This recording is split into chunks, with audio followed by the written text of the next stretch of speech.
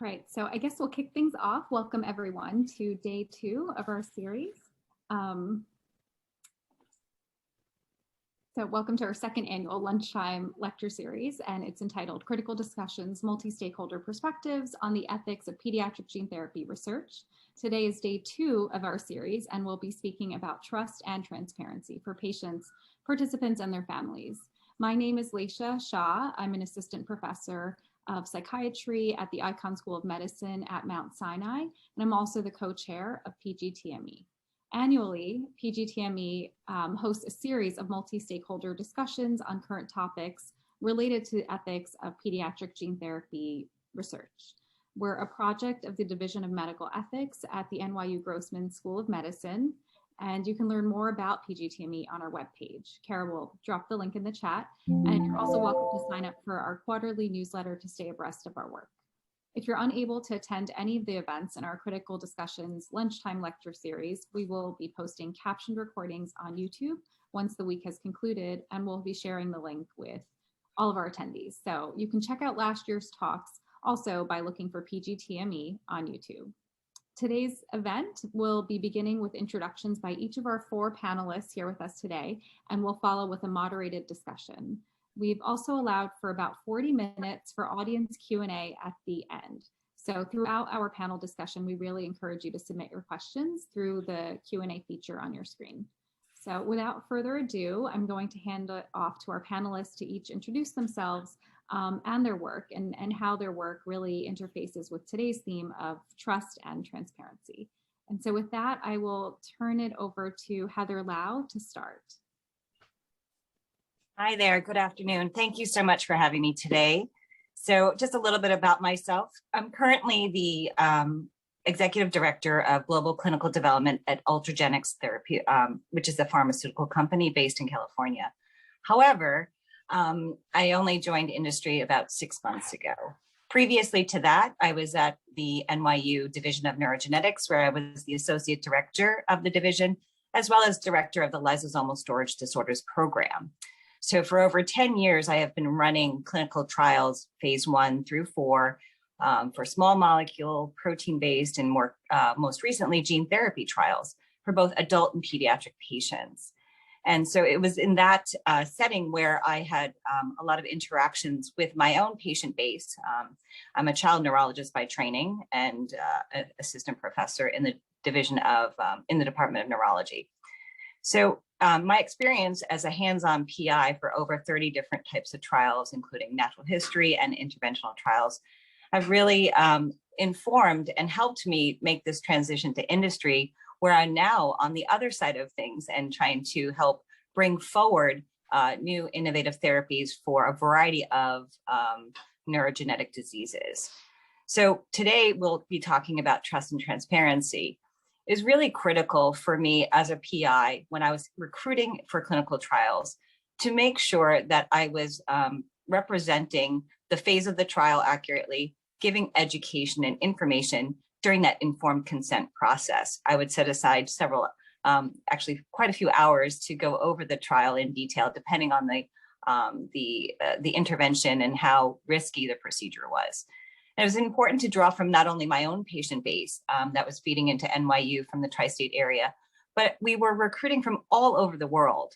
And we had different backgrounds as far as culture, ethnic backgrounds, because some of the diseases we were treating had founder mutations.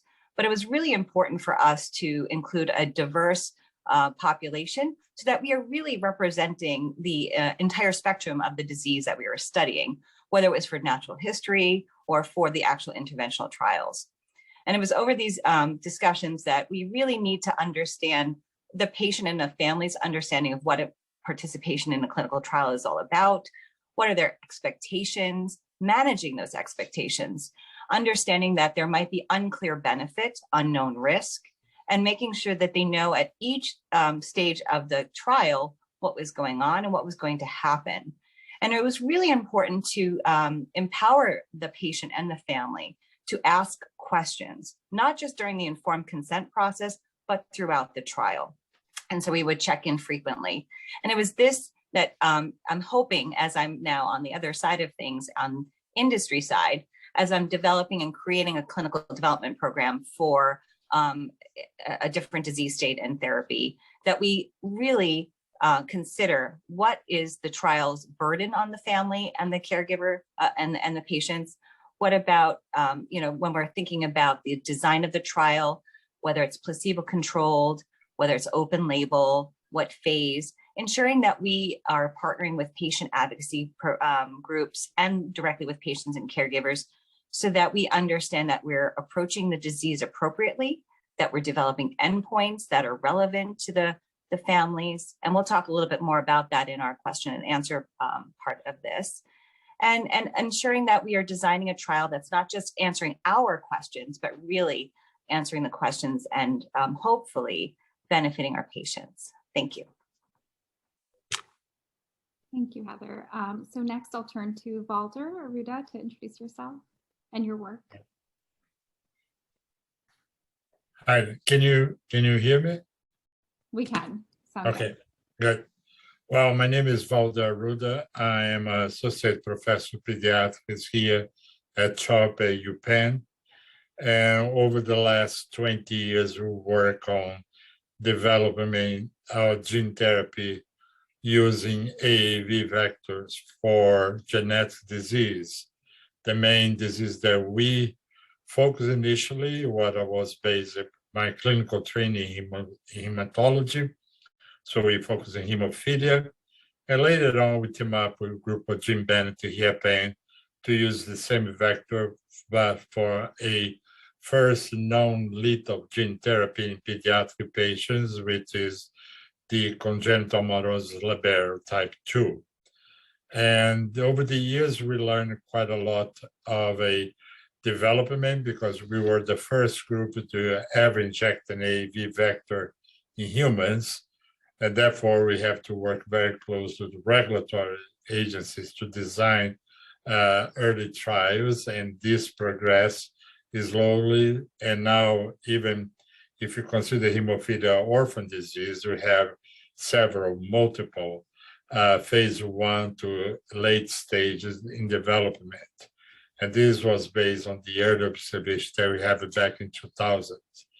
I think the focus of my lab has been translational research, which is try to better understand what can we improve. And this is a continuous dialogue between research, patients, and the clinical side of the story. So there is never a steady state, it's always growing, and the patients become more sophisticated nowadays in terms of understanding hemophilia.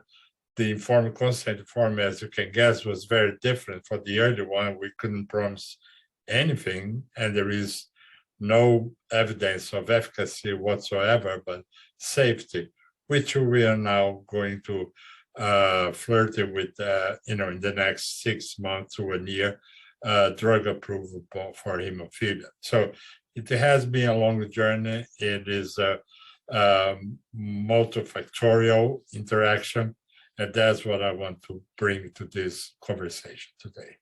Thank you. Thank you, Valder. So next I'll have Andrew McFadyen.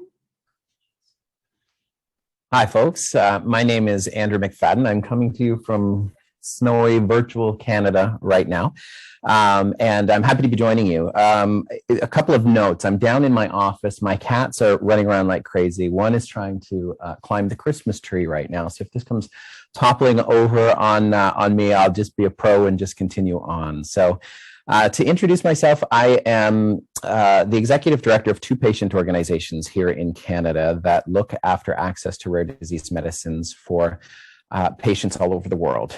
One is called the Isaac Foundation, and another one is called Equal Access for Rare Disorders.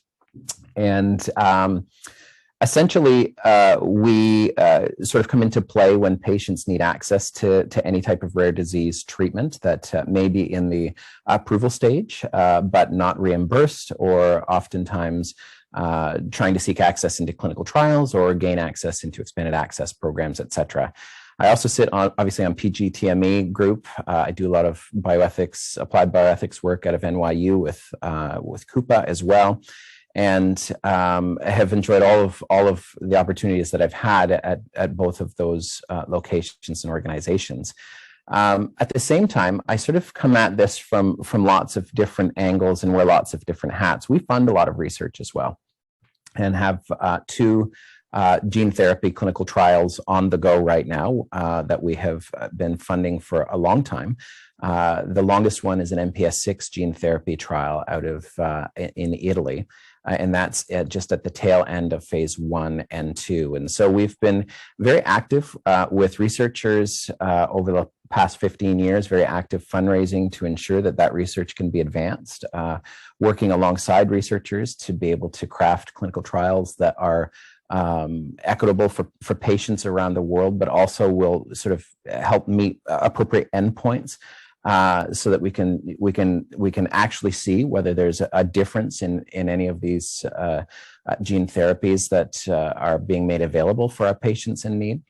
And then I also do a lot of consulting for pharmaceutical companies, mostly with expanded access programs, what fair and equitable programs could and should look like, and at what stage expanded access programs should be rolled out for patients in need. So that's sort of all of my work side. From a personal side, the Isaac Foundation is named after my son Isaac, who 17 years ago was diagnosed with MPS type 6. And at that time, there was nothing available for him. A drug had just been approved out of the US to deal with it, an enzyme replacement therapy. But our medical team had told us to go home and just enjoy the years that we had left with Isaac, because he had a very aggressive form of the disease. And there was no hope at that time to bring that treatment to Canada. So we launched our organization to first bring that treatment to Canada, but then also to fund research and innovative, solutions to help try and find a cure for him. So that's sort of where I come from my parent hat. I'm happy to say Isaac has participated in the gene therapy trial that we began funding 12, 13 years ago. And if you tune in on Thursday, I think you're going to have an opportunity to hear directly from Isaac about his experiences in those trials, et cetera. So he will be a part of this week's events, and I'll reserve all questions about trial participation to him for Thursday. So I'm very much looking forward to being here. Very much looking forward to participating in the panel discussion, and thanks for the opportunity. Thank you, Andrew. Next, I'll turn to Aisha Langford to introduce herself and a bit of her work. Hi, everyone. I'm Aisha Langford. I'm an assistant professor of population health at NYU Grossman School of Medicine in New York City. And in typical fashion, if you hear a lot of sirens in the background, it's because the world knows I'm on a Zoom call and it's recording, so hopefully it won't get too loud. By training, I have a PhD and a master's degree in public health. Broadly, I study health communication and medical decision-making, historically in cancer, and now I'm looking at shared decision-making and medical decision-making in hypertension and cardiovascular disease. I'm actually somewhat removed from the pediatric gene therapy world, but broadly, in addition to my research that I do during the day as a PI in medical decision-making and chronic disease, I co-direct a recruitment and retention core for our Clinical and Translational Science Institute here at NYU. So about 10% of my time or so is spent doing consultations with study teams across diseases, and that may include at times gene therapy trials, but all types of trials. And so we're typically consulting and brainstorming ideas about how to be representative, inclusive, patient-friendly, really agnostic of the condition or the type of trial. I'm typically the one thinking about things like health literacy and the patient burden, and how, if at all, has the patient voice or the community voice been incorporated into the protocol design? A lot of times it's not, unfortunately, even in 2021. I'm usually thinking also literally about layout of informed consent documents. And I think we can all appreciate that informed consent is not like one particular document or one point of time, it's a process, but I'm typically thinking about the communication process, how information is being framed, what is the burden of that information, and how do patients really make decisions about considering research in general, also considering just standard therapies also in general, but also concepts like decisional regret. So that is really, at the end of the day, uncertainty is everywhere. Uncertainty is in all of our lives. Uncertainty is even in FDA-approved medications, and there's even more uncertainty in clinical trial context. How do we give people the best information so that they can make the best decision for themselves at the time, given what they know at the time? And you may not ever eliminate uncertainty and regret, but you can minimize it if people feel like they have what they need to make the best decision for themselves at the time. There's also concepts of decision uncertainty, which is, or decisional conflict, which is really about the degree of uncertainty at that time and how much angst people have when making decisions. And they've also been a part of developing and testing decision aids across different decision contexts. And if you all are not familiar with decision aids and the concept of informed decision making, it's really, the goal is to provide patients with as much balanced, neutral information as possible. The goal is not to persuade people to do something, but to give them the best information in a balanced way where they can make an informed choice for themselves. And sometimes that informed choice will mean that you're not going to participate in a trial or not going to take a therapy, because the option to do nothing is always an option. And sometimes they will go forward. And I think there's always this tug of war, even though, we all say, we really support patients and independent choice, which I think is true. But there's always a conflict, because as PIs in study teams, we do research. And if you have no people, you have no research, and you don't have a career, and you don't have funding. And I don't want to make us all sad. But so really, how do you have that balance where we're, encouraging, supporting a good decision context without unduly persuading and pushing people in a particular way that may be against what they would want, but also anytime people feel like they're having a forced choice or maybe a push that they don't really want, you're more likely to have people drop out and not continue, and that has implications as well. So I'll stop there, but those are some of the things that I think about in this kind of context. Thank you, Aisha. Really excited to hear from all of you, and I have many questions. Just a reminder to the audience that you can start submitting questions in the Q&A at any point for our later discussion, but I will be starting with a moderated discussion, and I have a few questions to start. So I think my first question really is about research trial design. I know several of you mentioned this, and I know Heather and Valder, maybe I'll start with you as having served as principal investigators. How do we really design trials to meet kind of the sponsor's objectives, and how do we think about surrogate endpoints while also balancing that with really patient-focused drug development, and kind of really determining who are we including in these trials, how are we recruiting, kind of the very early phases of designing a trial, and really moving from preclinical studies to first in human studies. Sure. Maybe I can start with Heather first, and then Valder, if you'd like to weigh in. Thank you. Yes. So, there is a struggle between the goal of a trial early on really is safety, right? The first phases that are translational from the bench to the first in human is about dose finding and safety. And we really need to ensure that our patients that we're recruiting to those trials understand that efficacy is secondary. We will not necessarily know. We have some kind of signal in the preclinical studies that we should go forward. And now we're designing a trial. And that trial, it's complex because we need to define or understand the disease well. So we need to have adequate natural history data. We have to understand how that disease manifests in a variety of patients, not just one subset of the population. In that first trial, you might have more strict inclusion-exclusion criteria because you need to look at the safety and efficacy secondarily, but in a shorter time period. And when you go to phase 2 and phase 3, then you start to have a more broader approach, and there might be a time frame that you're looking at. So initially, inclusion-exclusion criteria, you're looking to make sure that patients that are appropriate, they meet the criteria of the disease state.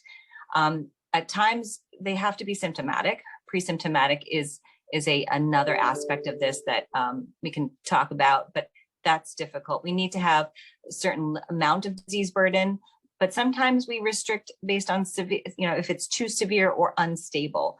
And there's a lot of thought that goes into the inclusion-exclusion criteria, because we do want to represent a variety of the patients. We don't want to restrict it so that we don't understand how the drug works or the safety in a variety of patients. So as you're designing that trial, that's what we're thinking about. We incorporate, as a PI, I was executing these clinical trials, but now on the other, I keep saying the other side, but there's a different approach, is where I'm designing the trials.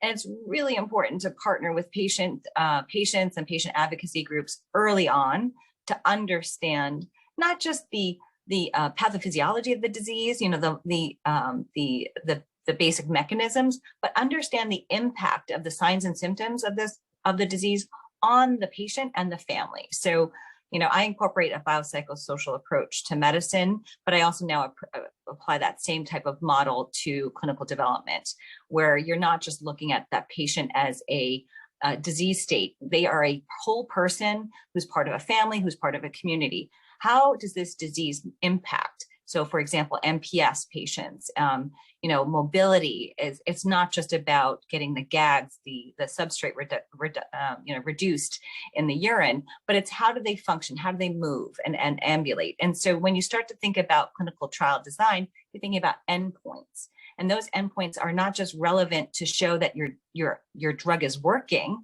right? That your target, whether it's a protein or gene therapy target, is actually expressed and it's working at a molecular or biochemical level, but is it really translating to functional changes in the patient that are meaningful to the patient? It's all well and good that we can show that the GAGs are being reduced and maybe there's some more joint mobility, but if it doesn't translate to actual ambulation or pulmonary function, then that's where it becomes important to understand your patient perspective. And so when you're doing clinical endpoint development, that's important to incorporate not just our knowledge base, but also directly from the patient and caregivers. And I actually might want to pause there, because I think one of our other panelists could really talk about that aspect of it. But it's important that it's always important to incorporate the patient's voice in that. But and finally, when you're recruiting for these trials, again, I can't highlight enough that informed consent process that most of us, we've already addressed, is a continuing process. It's not just one point in time, but it's managing and making sure that your patients understand, and the caregivers understand the risk, the uncertainty of a trial, and managing their expectations for benefit. Potentially there is no benefit in those early phases. And with gene therapy, the irreversible nature of that is something that we should talk about further, because especially in the early phases where there's dose finding, there potentially might not have an adequate dose, or the dose may not be effective. And so that's also an ethical and concern for our patients, to make sure they understand that. I'm going to pause to allow my colleagues to answer. Heather, a lot of very interesting points, and I'll actually go back to some of those points that you raised regarding uncertainties and communication of those, particularly with early phase research. I want to give Valder an opportunity to weigh in, and I really love to hear Andrew to chime in as well, both from the perspective of your family, but also having worked with so many families, what that perspective is like. Okay, as I mentioned before briefly, based on strong preclinical data, we were in a good place to start the first ever trial using AAV vectors. It happened to be a hemophilia, so I was happy about it. But the informed consent form, as reinforced what the Heather said, was pretty much safety. We have no idea how a recombinant AAV could perform in a human for the first time around. So I just like to give a little bit how we started. So talk with the FDA, we have two goals. One, we want to go at the fact that the clotting factors are made in the liver, but how can you reverse that? In gene therapy, you can't if there is a unexpected toxicity. We came upon, based on preclinical data as well, that we could target a specific muscle into the thigh. If it's something unexpected, let's say AAV become replication competent or any inflammation, we could actually remove the muscle and have the joints for the knee and the hip stable. Just shortcut for the older patients that were injected, didn't have to remove any muscle. Everything was very well tolerated. But that was a first concern, how that vector will behave in a human subject. Based on that, the second important question that all the societies voiced very clear was that gene therapy has to be somatic, so cannot contaminate the germ cells. It doesn't matter how good your vector is, so we have to re-educate ourselves and look into that very carefully. And we learned that in the skeletal muscle, the risk was minimal, if there is any. So after we enrolled the clinical trials and the informed consent form, as you can guess, with the limited age was 18. The natural history of hemophilia is very different from other diseases. We have a good understanding what we call severe hemophilia and non-severe hemophilia. And this is very unique for the disease because if you are just about 1% of the normal, you don't bleed as much if you are below 1% the model. So we can take the natural history or non-severe hemophilia to apply as the endpoint. But we did not have any expectation that the first trial will have efficacy, although we wish we could, but unlikely that that will take place. And what we obtained was a very strong and sustainable safety profile. And we also learned that almost 4 years later, in the injection site, we can biopsy and see the vector is still there. The transgene is expressed locally, but doesn't get to the circulation to change the phenotype. But I would say provides very strong feedback that AAV was the way to go. It's safe and lasts long. And then we have a green light to start the liver trial. The liver trial, we have more expectations that efficacy will come, and as well as the safety issues. And we were surprised that in contrast to the muscle, germline become an issue.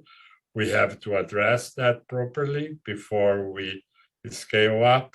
And we actually find something that was quite educative. We found an immune response to AAV that does not happen in any preclinical data or model. If you go from mice to non-human primates, even provocative studies, we learned that there is no way to predict that. And therefore, we work together with the FDA to understand how we could approach this. This was something not expected, but that set up the platform, as I mentioned to you, which now there is several trials for hemophilia based on the observation that we have at the beginning. Having said that, what I think the informed consent form was very clear about the benefits were close to null, especially in the skeletal muscle. And the liver, there is a possibility. For those who are not familiar with the hemophilia, we have to remember this patients above 40 years old, they receive a lot of plasma-derived products. So they can have hepatitis C, have all the iatrogenic disease that you have to consider when you address what is the best way to do it. And the third part, I think, as a hemophilia doctor, we do see how I can generalize, probably the pediatrics training can verbalize much better than I can, but is what we call altruistic approach, because they always have family members, pediatrics with the same disease. So reach out for adults. They feel compelled to collaborate. In a sense, they know they're not going to get anything, but the new generation might get something. So I'll just give out this strokes just to set up the stage. But I think my colleague Andrew, you want to elaborate as well. Yeah, I think also, Andrew, if you want to speak to kind of that idea of altruistic participation and how it might be different or maybe not so different in pediatric research, and if you want to share a bit about the families you've worked with as well. Yeah, I'm happy to. First and foremost, I wanted to touch a little bit on what Heather said, and Ultragenyx is lucky to have somebody like Heather working for them, who has been a clinician on the ground running these clinical trials, working with patients, and she can take all of that experience that she garnered in that setting and bring it into industry and to help patients from that vantage point as well. And helping patients helps industry, which in turn helps patients again. And I think that all industry should be trying to harness that type of expertise as they're developing these drugs, especially in the rare disease setting. One of the things that Heather did touch upon was communication and making sure that you reach out and talk with patients and patient groups early, letting them know what the process is, et cetera. I also think that it's vitally important that those patient groups understand a little bit about what the external communication is going to be as well. I often have industry say, we're inundated with patients that want in at an early stage of this trial. Our phones are ringing off the hook. We don't know, how we're going to balance, the very limited spaces for such a rare disease. And what's accounting for this. And I have them look back at the communications that they're releasing. And oftentimes those press releases include things like breakthrough and hopeful and never before seen, et cetera. And that's really a press release that's targeting investors. It's targeting the process, et cetera. And our patients and our patient organizations don't fully understand what sort of those terms mean, especially if you're dealing with a disease that has unmet treatments that are out there, or this could be the first of its kind type treatments. And those patients they want in. They've been searching the internet. They've been on clinicaltrials.gov. They want in as quickly and as fast as possible. And when they see terms like that, they use them as synonyms for cures or the answers that they're looking for. And I think that while you're working with patient groups and patients at an early stage and helping them understand the process, that's a big part of the process that we really need to fill them in on, that these external communications aren't us messaging you directly. It's for a broader population. Typically, it's for investors, and it's part of the process to ensure that we can have robust R&D and make sure that there's investment in research and design.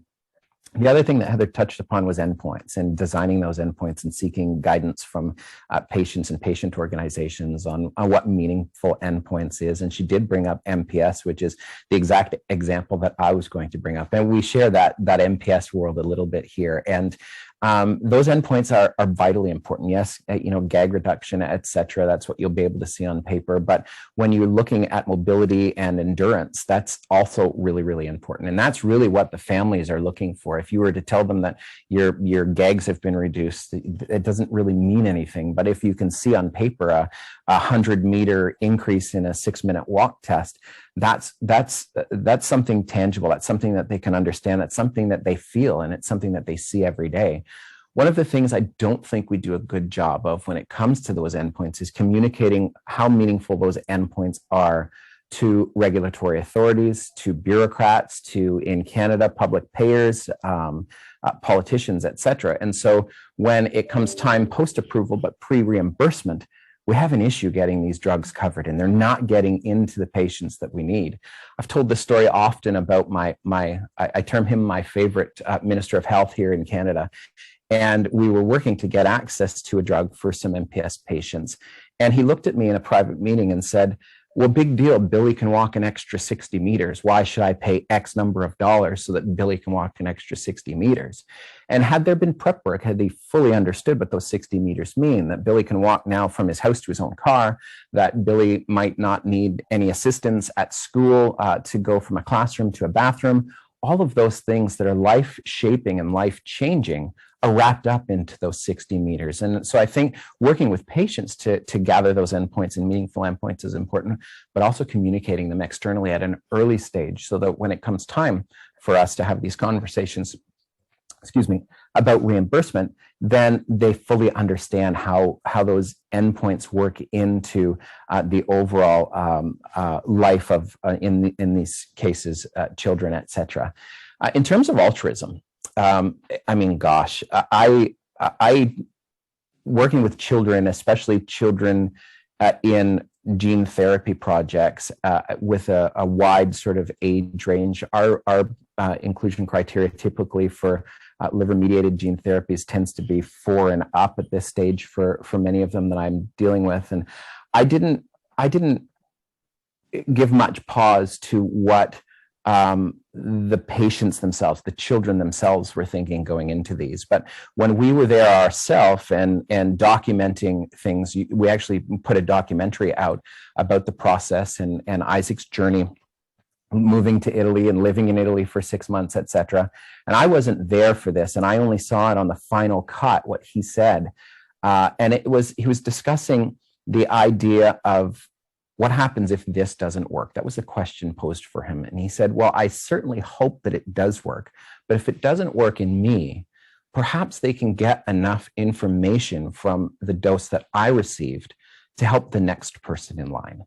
And it blew me away. I mean, here's a 13-year-old at the time, I believe, that fully understood that he was there for himself and to make this a stopping point as part of his own journey, but recognizing and understanding that there was something bigger and broader. And so for me, I asked those questions of some of the other patients that came after him, and they felt the same, that this was for them, but it was also for others. And I think I credit that to not the informed consent process, but the communication process that took place with the clinical trial team, not in one sitting or one session, but over the course of time, over the course of a week or 2 weeks, being always available to answer any questions or concerns that they may have. So we can talk a little bit about that during our informed consent sort of session here. But in terms of altruism, even the younger kids recognize that this is for them, but also for the greater good as well at the same time. So I'm going to pick on some of those themes of communication that several of you mentioned, and Aisha, I might have you weigh in terms of shared decision making and how we best approach these discussions in early phase research, because I think we've heard what is the purpose of a phase 1 trial versus a phase 2 trial, and also who's the audience for communication. So whether the audience is really intended to be investors versus patients, those barriers really don't exist in this day and age. And so maybe Aisha, if you want to weigh in on some of your work and best practices regarding communication. Sure.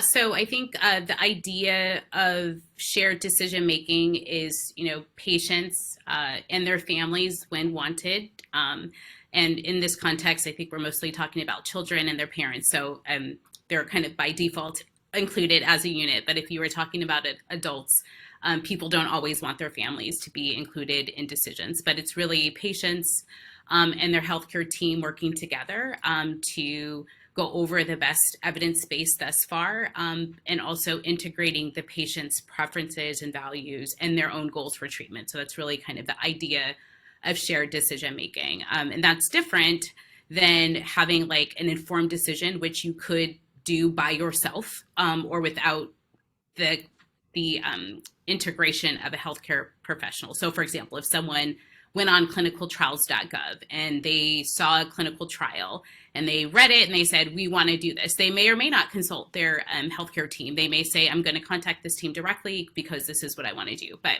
I think the concept of shared decision making, people have to know that there's a decision to be made. And I think kind of the key elements of that, which we've already touched upon, are like, what are the known risk or expected risk? What are the known unknowns and what are the unknown unknowns? I think it's really important broadly when people are and their families are making decisions to know like the time horizon for when a particular decision needs to be made. In many cases, or I don't know all of the rare conditions, but you don't typically have to make a decision today or tomorrow. But how much time do you have? Like, do you have a month? Do you have 2 months? Do you have 2 weeks? Do they have to make that decision before starting some other type of therapy? I am a big advocate of sometimes shared decision making is really couched in, okay, here's a decision right now, yes or no. Do we do this? Do we don't do this? Or do we not do this? And I think it's really important for people to kind of see down the road what the decision horizon really is, because you may be willing to do step A, but if you're not willing to do step, C, D, and E, then it's kind of pointless to do step A. But I think we tend to kind of think about acute decision making and not really like, what is the whole pathway? If me and my family choose to enroll in this study in consultation with our healthcare team, how long, what is our time commitment? Is this a year? Is it 2 years? What are the costs? And I'm talking about, financial costs, which are real. Do we have to travel? Does our insurance cover this? What are the social costs, right? Being in a trial, it's not just money. It's not just health insurance. It's traveling places. It's an emotional investment. Oftentimes it's a social investment. If you have to be away with one child and traveling, who's caring for the other children? I am not married yet. I will be married in about a year. But if, the impact on relationships, I think that's another thing that doesn't always kind of get talked about. So you really have to think about really the whole arc of what's happening and really the whole road. And I think that sometimes is difficult. I think some healthcare providers don't want to overwhelm patients, and that's definitely understandable. But when you're thinking about doing something that's potentially irreversible and will potentially preclude you from doing other things, I think it's really our ethical duty to really kind of lay it all out kind of from a big picture perspective so people can make the best informed choice that they can at the time. And I think also bringing up, if the patient doesn't bring it up, the option of, if I do nothing, if I choose to do nothing in this moment, what are the, because that is an alternative. And I think as healthcare professionals, I think as professionals in general, we generally, even if we don't say it, we typically want people to try something or do something, a new therapy, a treatment. We're not really comfortable sometimes with people saying, we're going to wait and just take our time and do nothing for this season or this moment. So I think those are just all attributes of the shared decision-making process. There are some generic tools to kind of help people think about, like, okay, what's option 1? What's option 2? What's option 3? What are my concerns? What do I know? What questions do I still have? And really asking, I think, the patient and their families, what concerns do you have? And what do you need to feel comfortable going to the next step if you choose to go to the next step? Those are all really, really important. And the last thing I'll say is that there's a lot of times we just think about the doctor and the patient, but there's also this concept of interprofessional shared decision-making. And in rare disease and other conditions, there may be a whole lot of people that may be contributing to the informational needs of the patient and the decisional needs. So they may want to talk to a nurse or a social worker or, a mental health professional, because it's really difficult to manage a lot of these things. So I think proactively offering those resources, but also asking people, is there a concern? Like, patients have all kinds of concerns. Sometimes it might be, who's going to take care of my dog when I'm gone for the 2 weeks? And other people may say, okay, this is great, but I'm worried about what this thing is going to do to my skin. Whatever it is, to really give people the grace and open the door to say there's no concern that's unreasonable or crazy. We want to hear it all so that we can talk through it and maybe help you mitigate and plan for it. So then again, that's another way to help people feel more comfortable if they choose to pursue a trial.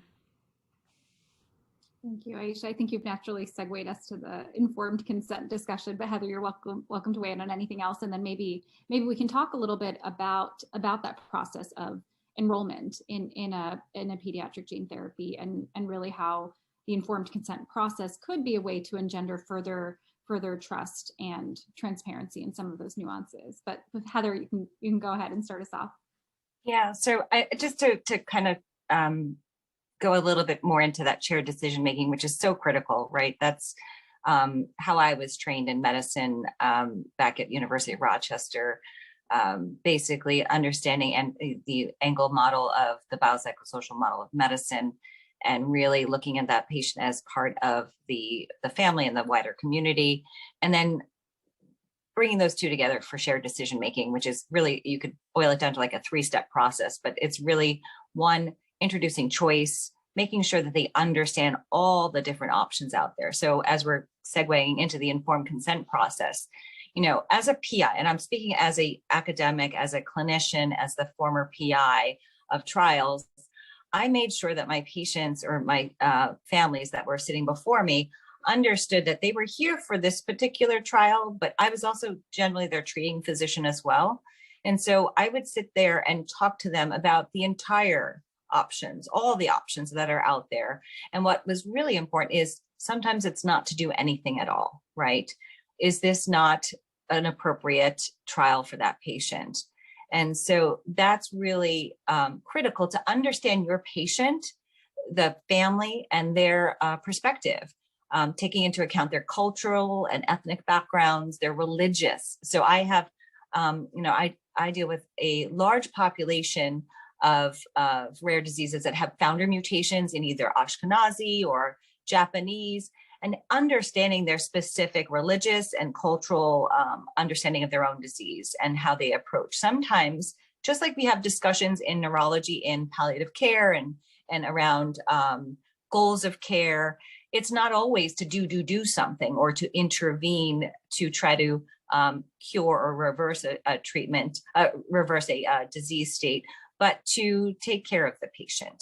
And symptomatic and supportive care should not be considered as doing nothing. It's actually critical to ensure that when you're in this informed consent process, you're going towards this intervention, this potential experimental intervention that could be life-changing, that the patients understand that what they're doing right now symptomatically is just as critical, and that should not be ignored. So it's a very long discussion I have with the patients, and I introduce the concepts of not joining the trial. What does that look like? That doesn't mean absolutely doing nothing, but continuing their symptomatic or maximizing their symptomatic and supportive care, whether it's PT, OT, speech, seizure control, feeding, making sure they're safely feeding. A lot of my patients have neurodegenerative diseases where dysphagia progresses, and now they're in aspiration risk.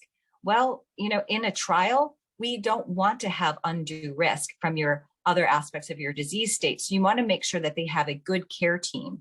And that decision, yes, speaking to the cardiologist, the pulmonologist, all of the other caregivers in that rare disease patient's medical home is really important, so that we say, we're considering a trial. Well, could you talk to my cardiologist? Could you talk to my primary care physician and help me understand, what does it mean to be part of this trial? What are the risks? How does it affect the rest of my care?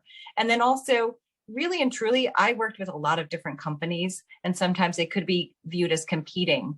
And I would actually go through the list of other types of trials that are out there, whether or not I was offering that trial at my institution. And so I really felt comfortable that I was giving the patient as much information as possible so that we could make a decision together. But ultimately, it does lie with the family and the care, the family and the patient, if they are able to provide asset, right? So a lot of our patients are vulnerable. They are pediatric. They don't have the age of consent, but they do have the right to assent. And it's really important to make sure you're not just talking to the parents, but also to the child themselves.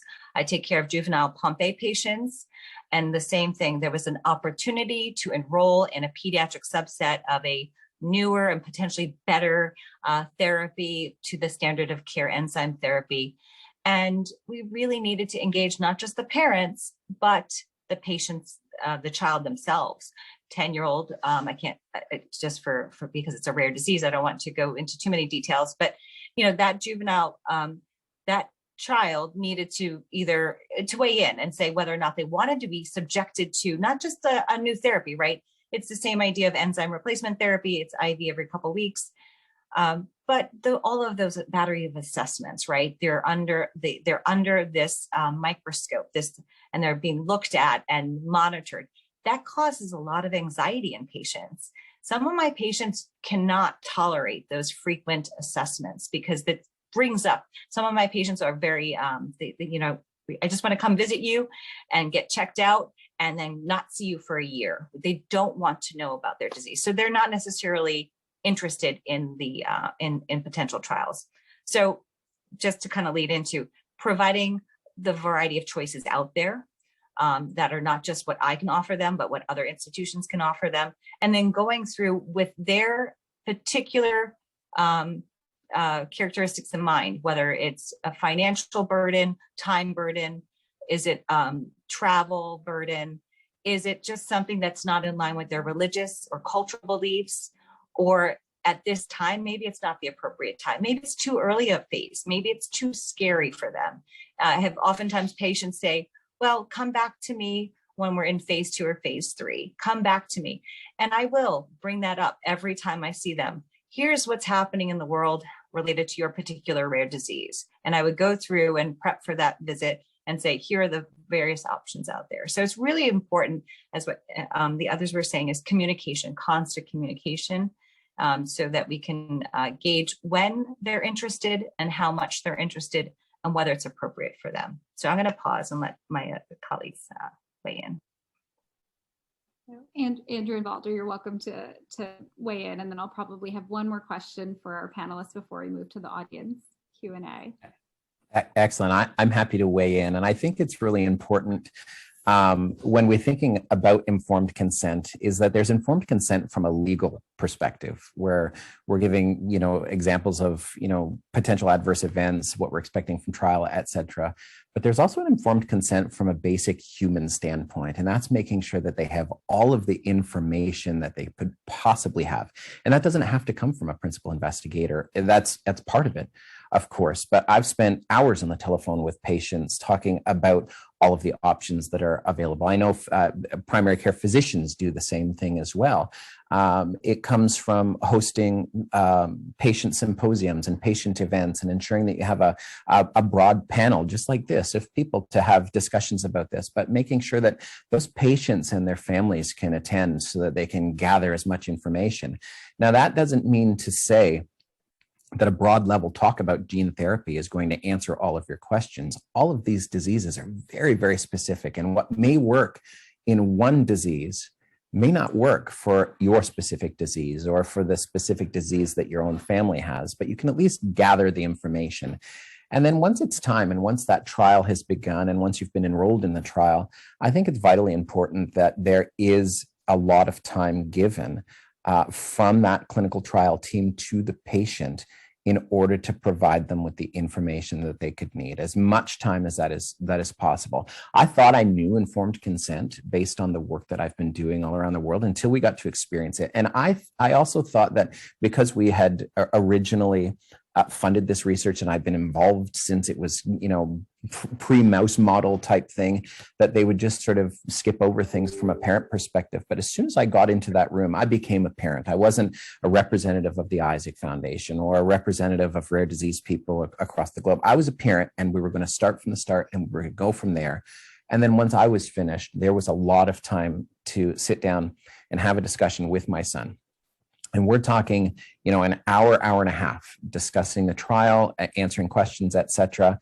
But then coming back the next day, we were there for an entire week to do some preclinical work and preclinical testing and that sort of thing. And at the same time, every day, that physician came in and sat down on Isaac's bed and said, "Did you think about the things that we talked about yesterday?" "Yes, you did."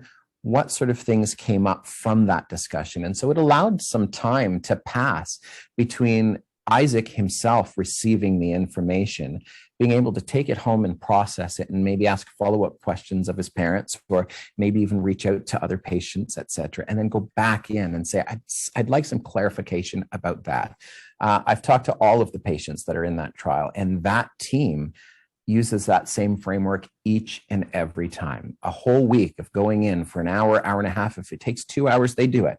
Now, I know there's clinicians on this call that say, I just can't do it. I just can't do it. But what we're talking about here is best practices and what should work and what can work.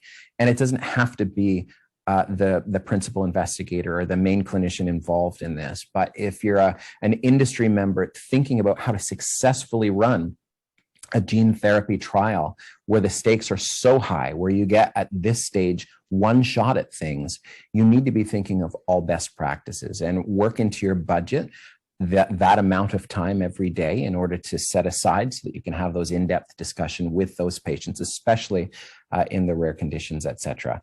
I'm not sure if we're going to talk about barriers and access to trials, et cetera. I'll leave that and I'll leave some time for my colleagues here, but Heather's bang on in all that she said about communication. We only needed one of us, Heather. We only needed you here today. Andrew, I think we'll get to some of the barriers. I think that's a really important discussion, and I think our Q&A is rolling in. So I'm going to actually just ask one more question, and then I'll turn to the audience. But there really has been a renewed focus on really diversity, equity, and inclusion efforts in clinical trials, pretty broadly, but also specifically in pediatric gene therapy. And so I would love to hear from all of you on how we kind of can promote inclusion and really support access, and that might include reducing the barriers to participation. So maybe I'll start with Aisha maybe for this question, and then it's open to all of our panelists. Sure. So if you heard me talk before, you probably know my soapbox, but so my actually dissertation research at the University of Michigan was actually on how to enhance racial and ethnic minorities into research broadly across topics, but specifically cancer clinical trials. And so what I found, and what other people are starting to find more and more, is that people are generally willing, even though kind of this narrative of racial and ethnic minorities specifically tends to focus on mistrust, and there is mistrust. Mistrust is a very real thing, so I'm not discounting mistrust. But there's also a real challenge of a lot of people don't know that clinical trials are an option, and there are documented disparities on who gets asked to actually participate in trials and who's considered a good clinical trial patient. So I'll leave that alone. But I think it's really important to really focus, and we've mentioned this earlier, to focus on logistical things that you can control. So when a conversation kind of defaults to medical mistrust, now you've created a situation where those people, whatever those people are, whether they're old people or women or pregnant women or whatever group, low income, it's their problem and we can't fix it because they have some kind of psychological, emotional issue. But when you talk about logistical things, like how we actually create protocols, what is the patient burden, how many visits, what are the inclusion and exclusion criteria, what is the patient experience from day one to the end of the trial, when you focus on logistical things that in many situations we have some control over as healthcare institutions and PIs, you start to see documented in the literature, a lot of these disparities are either greatly reduced or are no longer significant when those logistical issues are mitigated. So I would really tend to focus there instead of, just if you catch yourself in your organization saying, oh my gosh, we have to do this, start with, okay, what do we need to do to make sure every patient is asked and that every interested patient and eligible patient, if they wanted to participate, what could we do to help enhance that? If you start that conversation from that framing of potential versus deficit, I think in many ways it helps to raise many boats, and it really changes the conversation to what can't be done, to what tweaks we frankly need to make as institutions and as PIs. And so a lot of times these conversations, when I'm in consultations with study teams, it's really a question of who's going to be the most inconvenienced, right? So a lot of our trials are done, I'm just saying, between 9 and 5, people typically have to come to some mothership institution because of equipment and all of that, which is, I get it. But, could you have evening hours? Could you have weekend hours? Is it necessary for that patient to get a blood draw at your home institution every single time? Could they do a blood draw in a community? Can aspects of the trial be done virtually? And in many cases, the answer is yes, but that tends to be more work on the institution and more cost, which you can incorporate into a budget. But again, it really is kind of like who is going to, at the end, be take in some of that inconvenience. And I think we have to have more conversations about that early on versus kind of like, the patient kind of mistrusting. And again, mistrust is real, but I think it's one factor out of many factors that I think sometimes gets overplayed when we could really be focusing on other communication and logistical barriers that can actually be mitigated if there's enough thought and financial commitment placed towards it. I'd love for any of our other panelists to weigh in really on how we support inclusion further and some of the barriers that Aisha mentioned, how those can be best mitigated. Valder, I can start with you. Oh, you're muted. Valder. Yeah, sorry. Yeah, I can maybe just tell our experience going in other countries to recruit patients. And we have patients from Central America, Latin America.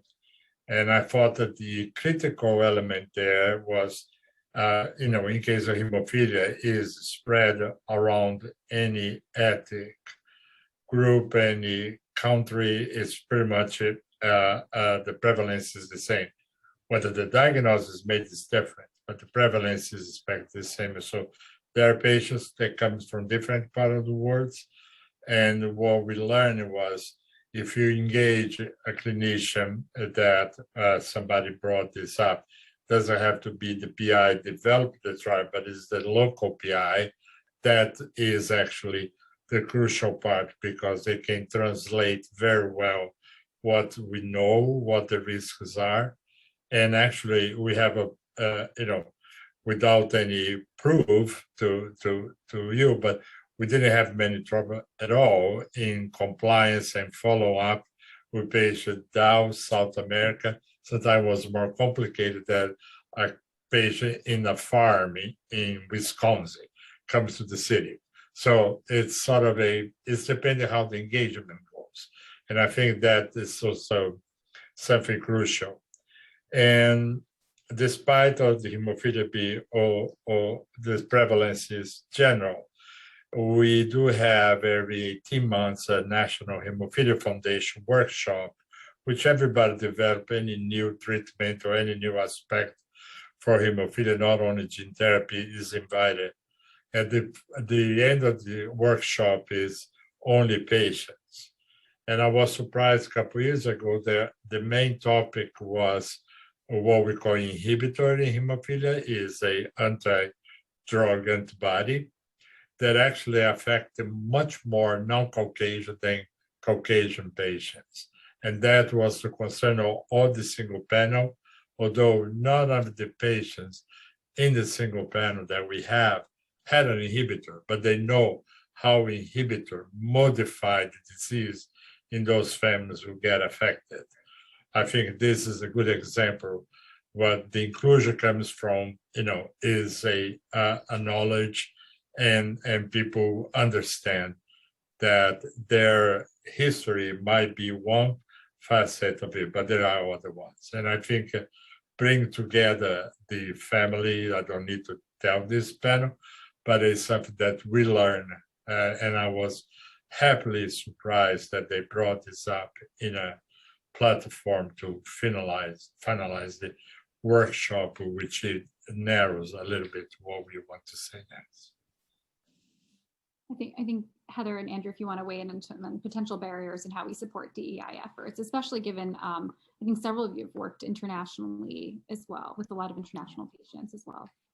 Yeah, so from an industry perspective, I would say that it's on the responsibility early in development to start looking at site selection. Actually, it's looking at where in the world we should have sites positioned strategically, so that we are getting the breadth of the disease, in the various populations. That's where we could start. It's hard though in early phases to have multiple sites.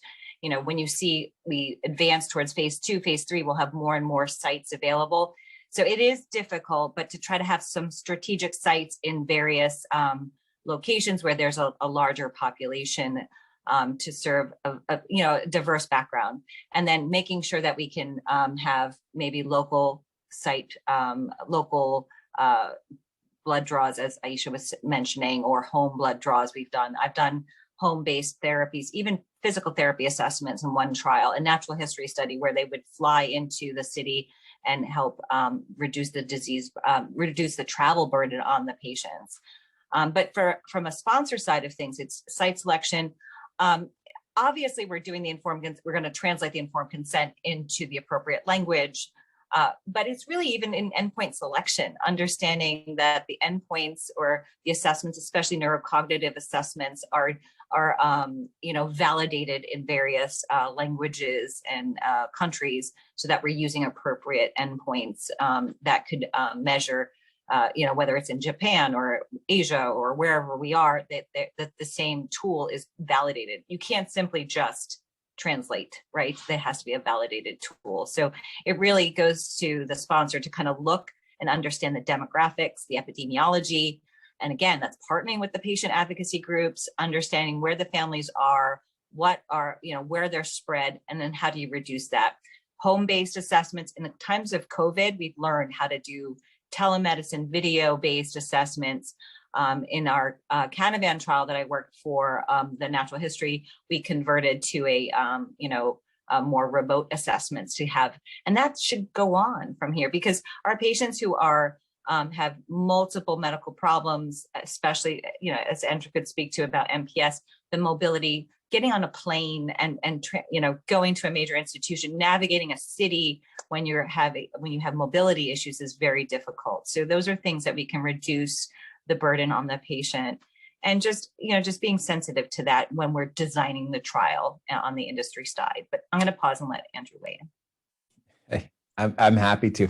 Navigating the traffic in Naples, Italy, for a young boy with MPS disease is remarkable. We would choose a designated tribute to stand in front of traffic so that Isaac could get through, just to get from where we were staying over to the hospital and back. But those barriers that you put forward, they're very real for families. And as an example, for the gene therapy trial in Italy, we wanted to ensure equity of access for patients in North America, which isn't typically seen. Usually we see equity of access issues from all the other places in the world coming to North America, but we saw it in reverse here, and we wanted to make sure that our very small patient population in North America could participate in this trial. And where we had originally started to only fund research, 100% of all donations went into funding research. We came to a point where we decided that perhaps that research for this one specific disease might already be there, but we're disadvantaging patients by not ensuring that they could have access to that research as well. And so we moved over into sort of a concierge service for patients and families, booking travel, booking accommodations, thinking about all of the barriers that needed to exist. For this trial in Italy, families had to move there for 4 or 5 months and stay there. And so you think about, they have to leave their job, they have to leave school. One parent may have to stay with other siblings. That means you've got now 2 different houses to look after, food for 2 different areas. What are follow-ups looking like over the course of a trial? Because you're not just sending families over to another country to live for 4 or 5 months. We're looking at years and years and years of follow-up that is necessary. And so how can all of that be made? And we're lucky that we're in a position to have provided sort of that concierge service. I feel like a travel agent sometimes. I do a lot of the booking myself, or my colleague Alexandra does a lot of the booking. We're astute at finding the best Airbnbs around the world for these patients so that they can go and be there. But you're right, COVID was a game changer. And obviously Italy was ravaged early on in the pandemic, and patients couldn't get over there. And so we all worked together very rapidly to find sites closer to home for that follow-up. That first 4 months still needed to take place in Italy, but we've now been able to open up a follow-up site in Montreal, and we could bring families from across the country or from across North America into Montreal, which is still shockingly as expensive as sending them to Italy sometimes. But we really worked to make sure that those barriers were taken down and put into place. Not all patient groups can do that. And so I think that industry really needs to incorporate some type of service like this, especially for the very rare gene therapies, so that patients can feel very comfortable with the process. And perhaps that also goes into sort of that informed consent process, if they don't have to think about things like the barriers that exist, and they could really just think about what the therapy may be, the benefits for patients, benefits for children are, then I think that really helps make a decision for sure.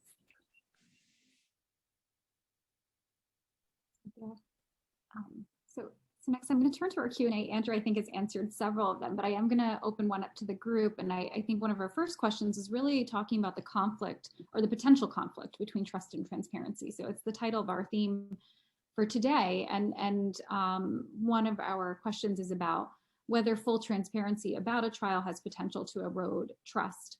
And another attendee is also asked about the relationship between trust and transparency, as well as hope. So again, but this is kind of open to all, spaces in which those tenets might actually be in conflict. So I can jump in. I tend to err on the side of being as transparent as possible early on. I think, uncertainty, as we mentioned before, is present all the time, like in all facets of our lives and all aspects of decisions. But I think when you can be as upfront and truthful with patients and help manage expectations early on, one, I think they're better positioned to make an informed decision, but it also reduces the likelihood that they feel like they were duped or lied to later, which I think has much more worse consequences.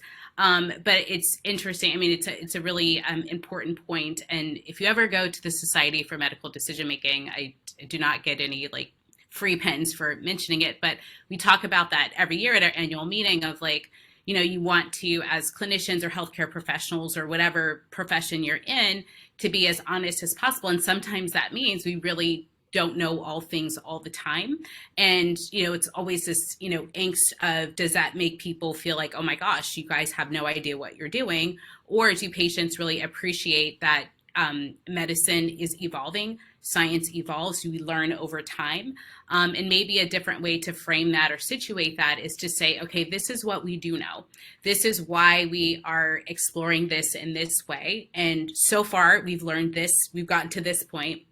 And this is the next piece we're trying to learn, versus we have no idea what we're doing in this context, which would be off-putting to any rational thinking person. And so I think it's really kind of like with COVID and the vaccines, this whole narrative about, these things are brand new. Well, none of it was actually brand new. A lot of it built on decades of science. And when you kind of give that context and that framework, it's really being applied in a new novel virus, but the science behind it has been literally decades in the making. And I think it's really about how we communicate and how we frame the science and the unknowns and the uncertainty. So I really err on the side of being as transparent as possible up front, because the last thing you want is patients to feel like you're lying to them or not really being forthcoming, and to learn that later. I mean, I don't know if you can always recover from that. I do wonder if there's potential conflicts, and I don't know if this might be a question for someone Heather, from an industry perspective, in terms of how much to share and when to share and what is the appropriate way to do that when there might be potentially conflicting duties or incentives on the part of the Yeah, so it's hard. As a PI, I was very transparent and open throughout the process, especially in placebo-controlled trials where we have to maintain blind, both of us. And so we were kind of on the same side together going through that. But on the industry side of things, there is proprietary information, there is, competition. But in general, especially in the rare disease space, especially in gene therapy, where we are doing things for the first time, it's important to have data sharing and to share what we're learning with others. And Ultragenyx is doing that. We're partnering with patient foundations early on, as I said before, and with other organizations to make sure that we are giving feedback as in real time as possible, right? We don't want to oversell our preclinical information and say, this is going to definitely translate. But at the same time, as we're learning, we're sharing. And I'll say this, as a PI for back 10 years ago now, we had a negative trial actually. And and it was done by Ultragenyx. I was the PI. This is how I've had a partnership with Ultragenyx, and that's why I ultimately came here. But we had a negative trial. We did not have our phase 3 trial did not go forward. It was a negative trial. Phase 2 seemed to have a signal. Phase 3 was not. I had to go tell every single patient in that trial that it was not working. And what happened next was amazing. We published that information and in neurology in a high impact journal, and we shared our findings. Why was that important? It's not just about the drug. It's actually our trial design was important because our design was robust and it was strong, the endpoints, and we shared it back to the larger scientific community so that they could learn from it. And I'm not speaking from Ultragenyx perspective. I was a PI on that trial and a co-author. It was important to show what did we learn in the natural history study? What did we learn in the trial? How did we measure the muscle over time? And that was shared so that others could design their trials off of it or improve on it. So it's really important to share data if possible, especially natural history. There's only so many rare disease patients. Do you know how many times a company came to me and said, can I do a natural history study? And it's, one group of MPS patients and it's 3 different companies. So if we could get together, there's a collaboration with the Lulu Foundation, who's bringing together several industry partners, one of which is Ultragenyx, to do just that, a prospective natural history study in CDKL5. That's amazing. So that's important. So that's transparency. We're all learning about the disease together. If we learn something, we share back. Negative data, we share it, we publish it, we take the time to publish that because that gives more trust to the community that say, yes, you dedicated your time and effort to be in our trial. It didn't work. And this is what happened.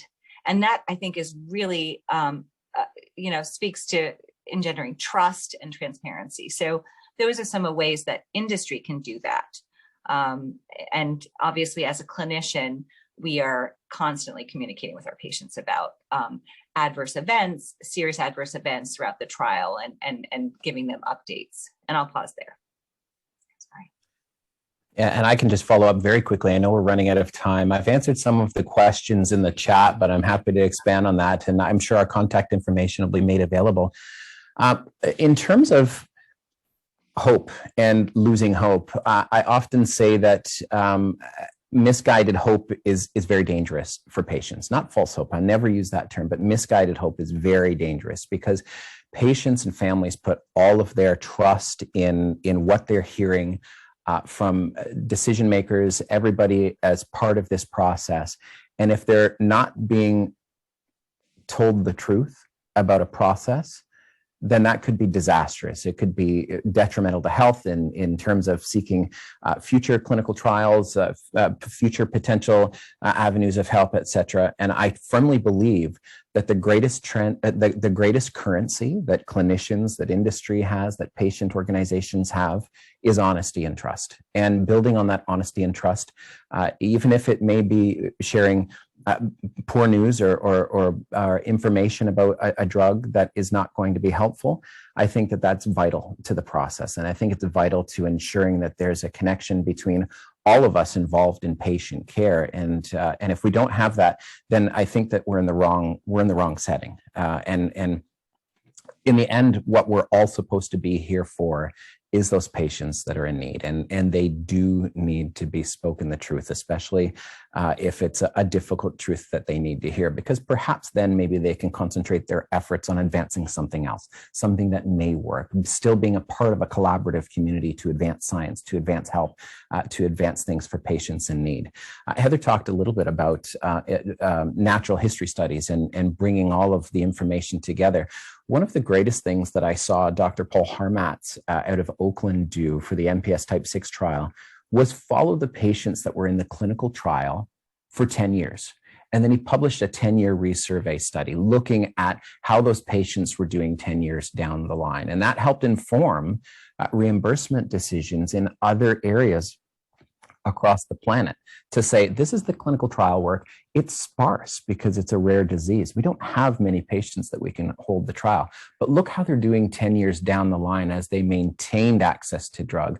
And this is a true indicator that those small clinical trial numbers were real and that they work, and that it advanced actual access for patients around the globe. And that type of trust, to be able to continue to work with patients and patient organizations for long-term follow-up, helps future patients down the road for sure. Thank you, Andrew. We've had a number of questions actually just come in, so I'm going to turn to those for some quick thoughts. One of the questions related to trust, transparency, and informed consent is really discussions with patients and families about how they share their experiences on social media while actively participating in the study, and potential impacts that the post might have on trial recruitment and other potentially unintended consequences. So open to any of our panelists. I'm happy to start. I advise patients to not share this information on social media by any stretch of the imagination. We talked earlier about altruism, about doing this not only for yourself and your family, but for other patients and families as well. And sharing information of what's taking place could impact a trial negatively, especially if it's sort of a placebo-controlled type trial, where you may experience like a bit of a skin rash knowing that you're getting drug, and patients saying, well, I don't have that rash, I'm going to drop out of the trial and maybe seek access to it outside of the clinical trial setting. And that could really damage and destroy things. And at the same time, it could scare families. If you're looking at a gene therapy trial and you release information that perhaps your enzyme levels didn't shoot up the way the patient before did, or as expected, that may prevent families from wanting to go into a trial and impact sort of access to medicines for future patients as well. And so I always suggest, do not do this. If you want to share stories, connect in with a trusting individual that's part of the trial, a patient organization that can keep data and stories sort of secure and from getting into that public domain. There's lots of ways that you can share your experiences. It doesn't always have to be on social media. One of our other questions that just came in is about sharing negative results, as mentioned, and how those can really engender trust. The question is this mainstream practice in industry? And if not, how do you promote or really promote this practice more broadly, I think, in the scientific community? Valder, maybe I'll start with you. Yeah, I think that is a good example from the National Hemophilia Foundation workshop. There was this discussion that some of the trials that eventually fail, they should be published and create more understanding. And the first reaction from the companies were, but no editor would like to publish a negative data. Our comment, no, we as a, not only scientific committee, but we can learn as well. And having said that, we just have an example last year that a trial that has everything in place to succeed, fail by some unexpected reasons, and actually you can capitalize on that and improve the trials. I think, yes, negative data is quite important for us, especially in trials that you have a mix. So trials move ahead with the good results, and why some trials we still have a problem. And so when you compare, we learn, and I think that is important for the field in general. And the other thing that Andrew brought about is, if we want to inject patients before 18 years old, the long-term follow-up of the patients that we enrolled so far is crucial.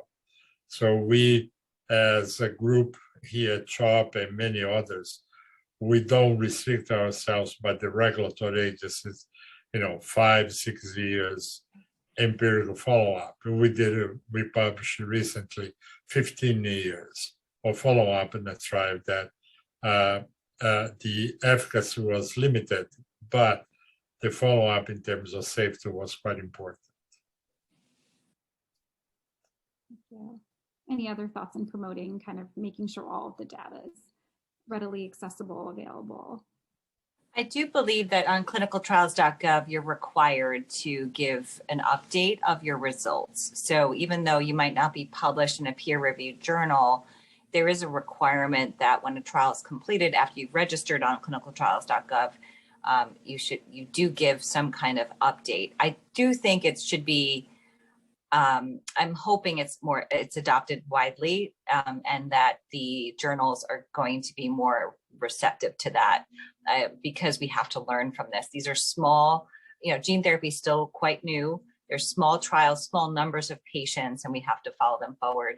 I mean, again, Ultragenyx has been doing data monitoring, just like the for MPS 6 and MPS 4A with Valmarin, but for Ultragenyx, MPS 7 as a prospective disease monitoring program. For the gene editing trial that I was involved with for MPS with a different company, it's a 25-year follow-up. The efficacy, they did not show efficacy in their most recent presentations, but it's still the onus is on the sponsor to follow these patients forward to make sure that this gene editing did not have any untoward effects. So, and those results will be reported over time as well. So it's important that whatever we learn, whether or not it's efficacious, the safety of these drugs that we're testing out, gene therapy is irreversible at this point. We can't inject again. There's dose finding. Our patients who are in those first cohorts may not have had the full benefit. It's really, we need to understand the results from that and to be able to improve on that as a whole scientific community. So it's important to have negative results published. And I think just to add to that very quickly, sharing those negative results at patient events where the patients are in a very small setting with people that they trust. I consider all of my kids, I called them my kids, and people think you have 1,000 kids out there, but I do. And sharing that negative information with people that can also share and follow up about what took place in a trial, from hearing it from a trusting individual, I think is a big difference maker. I know that, when I'm in need and I'm looking at clinicaltrials.gov, I don't even look at the negative stuff. I don't, because you're so filled with that hope. And I think hearing from somebody that you trust about the potential positives and negatives is really important.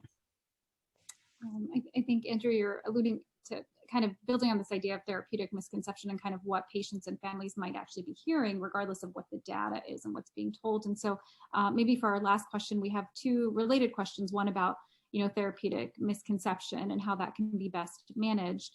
And then there's another one about, issues around vector immunity and how do we best communicate that. And I think we'll be getting to these topics later on in this lunchtime lecture series. But I think in the interest of the theme of transparency, how do we best communicate these more complicated and nuanced considerations for gene therapy?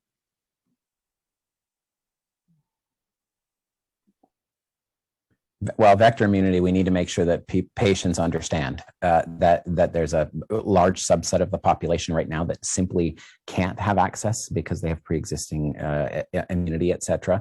I think as a whole, we need to change our practices when we're screening patients in. I know we brought 12 MPS 6 patients into one location in order to check for pre-existing antibodies and prep for a trial, and they were all sitting in the same waiting room at the same time. And if one had happened to have been shedding that AV virus or whatever, and every one of them had picked up on it, we would have lost our entire patient population that would have had, an ability to participate in a trial. I think that when we're talking about whether this is truly the hope for the future, we need to understand at an early stage that at this time, not everybody can access. I think in terms of therapeutic misconception, I think that goes back to press releases from organizations and from companies talking about hopeful, groundbreaking, FDA giving it a breakthrough designation or an orphan drug designation, and we're going to rush this through quickly because it's important. I think that we need to, language matters, and we need to provide hope, but it needs to be honest hope. Yeah, to just add to that, as a clinician in my office talking to patients when they would bring forward some kind of preclinical breakthrough, I'd say mice, rats, non-human primates are nothing like humans. It's great. It's just there's a huge leap, and there's so many programs that fail that go from animal to human. And so I try to rein it in a little bit. I don't want to crush their hope, but I also want to say, one, it's a huge leap and it's many years away. And that's the other thing, is the time to go from a mouse study to a human. It's going to be years, and it may not be in time for certain patients who have a life-threatening disease like Tay-Sachs or the gangliosidosis. So it's really critical to inform your patients on, what's the relevance of the preclinical information, and to really manage their expectations. Absolutely. Thank you. I think there is a example in hemophilia that touches a little bit what you guys mentioned.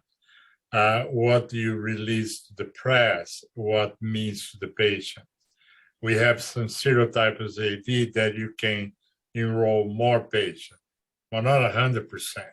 When you read the announcement, you're like, everybody can come in. No, there is a group of people who still be rejected for that because it's not going to work.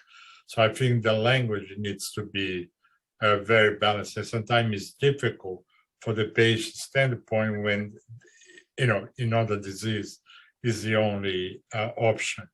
Or at least you think, so I'm going to go anyway, even if I have an antibody. No, because it won't work. And I think this is important to distinguish. How can this be done? I think there are better brains than mine here in terms of how to address that. Well, thank you. Thanks to each of you. We're actually at time. So I'd like to thank each of our panelists today for an excellent discussion, and for all of our attendees for your thoughtful questions. Be sure to tune in tomorrow for the panel on the many facets of hope. If you're not already registered, it's not too late to do so. And on behalf of PGTME, I'd like to thank each of you who've attended, participated, and helped organize this event. Have a great afternoon, everyone.